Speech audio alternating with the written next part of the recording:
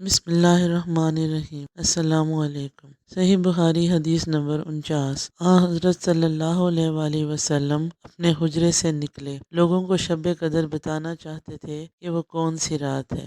اتنے میں دو مسلمان آپس میں لڑ پڑے۔ آپ صلی اللہ علیہ وآلہ وسلم نے فرمایا، میں تو اس لیے باہر نکلا تھا کہ تم کو شب قدر بتلاؤں، اور فلاں فلاں آدمی لڑ پڑے تو وہ میرے دل سے اٹھا لی گئی، اور شاید اس میں کچھ تمہاری بہتری ہو، تو اب ایسا کرو کہ شب قدر کو رمضان کی 27ویں، 29ویں، 25ویں رات میں ڈھونڈا کرو۔ صحیح بخاری حدیث نمبر 50۔ ایک دن حضرت صلی اللہ علیہ وسلم لوگوں میں تشریف فرما تھے کہ آپ کے پاس ایک شخص آیا اور پوچھنے لگا کہ ایمان کسے کہتے ہیں۔ آپ صلی اللہ علیہ وسلم نے فرمایا کہ ایمان یہ ہے کہ تم اللہ پاک کے وجود اور اس کی وحدانیت پر ایمان لاؤ، اور اس کے فرشتوں کے وجود پر، اور اس اللہ کی ملاقات کے برحق ہونے پر، اور اس کے رسولوں کے برحق ہونے پر، اور مرنے کے بعد دوبارہ اٹھنے پر ایمان لاؤ۔ پھر اس نے پوچھا کہ اسلام کیا ہے؟ آپ صلی اللہ علیہ وسلم نے پھر جواب دیا کہ اسلام یہ ہے کہ تم خالص اللہ کی عبادت کرو، اور اس کے ساتھ کسی کو شریک نہ بناؤ، اور نماز قائم کرو، اور زکوٰۃ فرض ادا کرو، اور رمضان کے روزے رکھو۔ پھر اس نے احسان کے متعلق پوچھا۔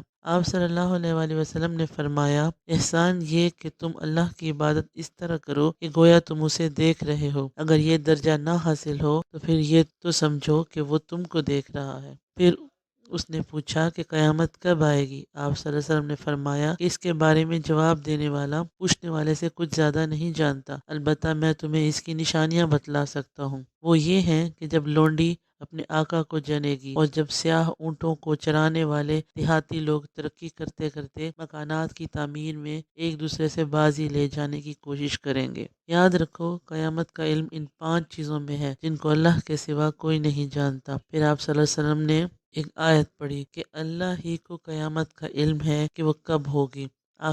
پھر وہ پوچھنے والا پیٹھ پھیر کر جانے لگا۔ آپ صلی اللہ علیہ وسلم نے فرمایا کہ اسے واپس بلا کر لاؤ۔ لوگ دوڑ پڑے مگر وہ کہیں نظر نہ آیا۔ آپ صلی اللہ علیہ وسلم نے فرمایا کہ وہ جبریل علیہ السلام تھے جو لوگوں کو ان کا دین سکھانے آئے تھے۔ امام ابو عبداللہ بخاری فرماتے ہیں کہ حضرت صلی اللہ علیہ وسلم نے ان تمام باتوں کو ایمان ہی قرار دیا ہے۔ صحیح بخاری حدیث نمبر 51۔ ہرقل روم کے بادشاہ نے ان سے کہا کہ میں نے تم سے پوچھا تھا کہ اس رسول کے ماننے والے بڑھ رہے ہیں یا گھٹ رہے ہیں؟ تو نے جواب میں بتلایا کہ وہ بڑھ رہے ہیں۔ ٹھیک ہے، ایمان کا یہی حال رہتا ہے یہاں تک کہ وہ پورا ہو جائے، اور میں نے تجھ سے پوچھا تھا کہ کوئی اس کے دین میں آ کر پھر اس کو برا جان کر پھر جاتا ہے؟ تو نے کہا نہیں، اور ایمان کا یہی حال ہے، جب اس کی خوشی دل میں سما جاتی ہے تو پھر اس کو کوئی برا نہیں سمجھ سکتا۔ صحیح بخاری حدیث نمبر 52۔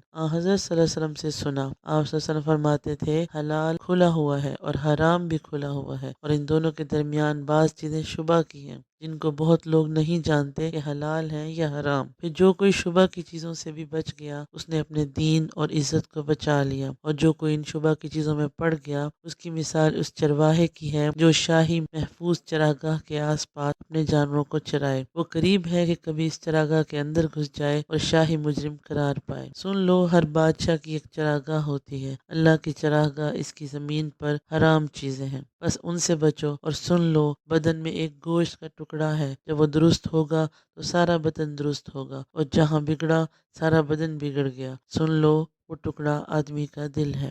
صحیح بخاری حدیث نمبر 53۔ میں عبداللہ بن عباس رضی اللہ عنہ کے پاس بیٹھا کرتا تھا، وہ مجھ کو خاص اپنے تخت پر بٹھاتے۔ ایک دفعہ کہنے لگے کہ تم میرے پاس مستقل طور پر رہ جاؤ، میں اپنے مال میں سے تمہارا حصہ مقرر کر دوں گا۔ تو میں 2 ماہ تک ان کی خدمت میں رہ گیا۔ پھر کہنے لگے کہ عبد القیس کا وفد جب حضرت صلی اللہ علیہ وسلم کے پاس آیا تو آپ نے پوچھا کہ یہ کون سی قوم کے لوگ ہیں، یا یہ وفد کہاں کا ہے؟ انہوں نے کہا کہ ربیعہ خاندان کے لوگ ہیں۔ آپ صلی اللہ علیہ وسلم نے فرمایا، مرحبا، اس قوم کو یا اس وفد کو نہ ذلیل ہونے والے نہ شرمندہ ہونے والے، یعنی ان کا آنا بہت خوب ہے۔ وہ کہنے لگے، اے اللہ کے رسول، ہم آپ کی خدمت میں صرف ان حرمت والے مہینوں میں آ سکتے ہیں، کیونکہ ہمارے اور آپ کے درمیان مضر کے کافروں کا قبیلہ آباد ہے۔ بس آپ ہم کو ایک ایسی قطعی بات بتلا دیجئے جس کی خبر ہم اپنے پچھلے لوگوں کو بھی کر دیں جو یہاں نہیں آئے، اور اس پر عمل درآمد کر کے ہم جنت میں داخل ہو جائیں۔ اور انہوں نے آپ سے اپنے برتنوں کے بارے میں بھی پوچھا۔ آپ صلی اللہ علیہ وسلم نے ان کو 4 باتوں کا حکم دیا، اور 4 قسم کے برتنوں کو استعمال میں لانے سے منع فرمایا۔ ان کو حکم دیا کہ ایک اکیلے خدا پر ایمان لاؤ۔ پھر آپ صلی اللہ علیہ وسلم نے پوچھا کہ جانتے ہو ایک اکیلے خدا پر ایمان لانے کا مطلب کیا ہے؟ انہوں نے کہا کہ اللہ اور اس کے رسول ہی کو معلوم ہے۔ آپ صلی اللہ علیہ وسلم نے فرمایا کہ اس بات کی گواہی دینا کہ اللہ کے سوا کوئی معبود نہیں، اور یہ کہ حضرت محمد صلی اللہ علیہ وسلم اس کے سچے رسول ہیں، اور نماز قائم کرنا اور زکوٰۃ ادا کرنا اور رمضان کے روزے رکھنا اور مال غنیمت سے جو ملے اس کا 5واں حصہ مسلمانوں کے بیت المال میں داخل کرنا، اور 4 برتنوں کے استعمال سے آپ صلی اللہ علیہ وسلم نے ان کو منع فرمایا: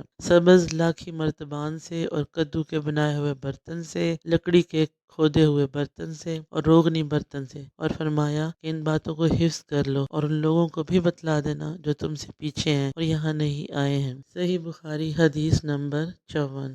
حضرت صلی اللہ علیہ وسلم نے فرمایا عمل نیت سے ہی صحیح ہوتے ہیں، یا نیت ہی کے مطابق ان کا بدلہ ملتا ہے، اور ہر آدمی کو وہی ملے گا جو نیت کرے گا۔ بس جو کوئی اللہ اور اس کے رسول کی رضا کے لیے ہجرت کرے اس کی ہجرت اللہ اور اس کے رسول کی طرف ہوگی، اور جو کوئی دنیا کمانے کے لیے یا کسی عورت سے شادی کرنے کے لیے ہجرت کرے گا تو اس کی ہجرت انہی کاموں کے لیے ہوگی۔ صحیح بخاری حدیث نمبر 55۔ انہوں نے حضرت صلی اللہ علیہ وسلم سے کہ آپ صلی اللہ علیہ وسلم نے فرمایا جب آدمی ثواب کی نیت سے اپنے اہل و عیال پہ خرچ کرے بس وہ بھی اس کے لیے صدقہ ہے۔ صحیح بخاری حدیث نمبر 56۔ حضرت صلی اللہ علیہ وسلم نے فرمایا بے شک تو جو کچھ خرچ کرے اور اس سے تیری نیت اللہ کی رضا حاصل کرنی ہو تو تجھ کو اس کا ثواب ملے گا، یہاں تک کہ اس کو تو اپنی بیوی کے منہ میں ڈالے۔ صحیح بخاری حدیث نمبر 57۔ حضرت صلی اللہ علیہ وسلم سے میں نے نماز قائم کرنے اور زکوٰۃ ادا کرنے اور ہر مسلمان کی خیر خواہی کرنے پر بیعت کی۔ صحیح بخاری حدیث نمبر 58۔ جس دن مغیرہ بن شعبہ